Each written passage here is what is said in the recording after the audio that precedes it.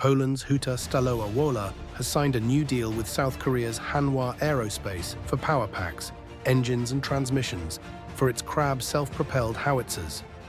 Signed on April 7th, this agreement deepens a decade-long partnership that began with HSW's licensed use of the K9 Thunder chassis. The Crab, a 155mm NATO standard howitzer, blends a British turret with a Korean chassis and is a key part of Poland's artillery forces.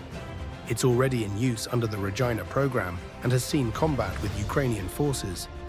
HSW is currently fulfilling 3 major contracts for the Polish army.